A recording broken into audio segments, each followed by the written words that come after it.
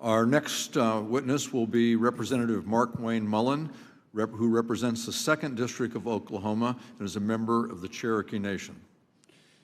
Thank you, Chairman Thompson and Ranking Member Smith, for allowing me to share my thoughts on the treatment of Native Americans on tribal governments in the tax code. I would also like to thank our full committee chairman, Neal, and Ranking Member Brady, for their continued leadership and interest in Indian country. Tribal governments play a key role in investing in our local communities and driving our economy. In Oklahoma in 2017 alone, tribal government supported more than 96,000 jobs and had a total economic impact of $12.9 billion. That's in Oklahoma alone. Tribal sovereignty is the foundation for the economic success and prosperity of Native Americans. However, at times, the federal government has failed to treat tribal governments like actual governments. When crafting legislation and regulations, tribal governments are often overlooked or simply left out by mistake. The lack of parity has resulted in missed opportunities for growth throughout Indian country. The bill the subcommittee has drafted provides important changes on several key provisions that have bipartisan support.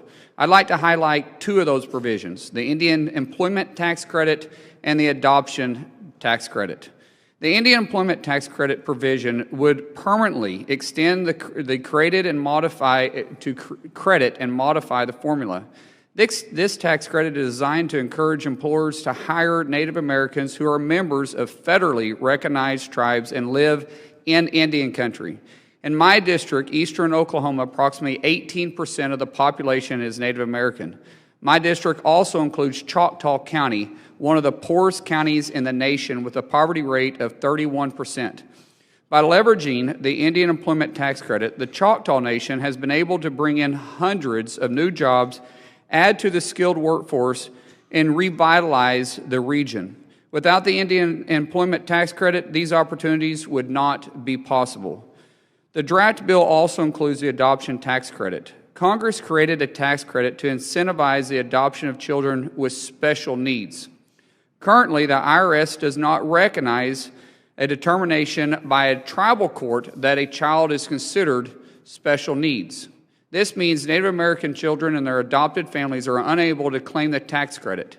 This provision in the draft bill brings parity to the tribal government by allowing adopted parents to receive an adoption tax credit when tribes have determined the child has special needs. Keep in mind, the tribe is the one that's providing the health care for these children too. I think they're more than capable to make that determination.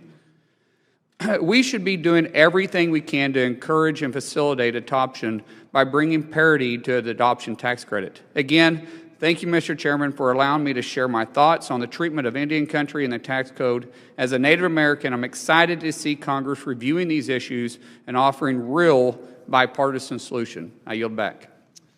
Thank you very much.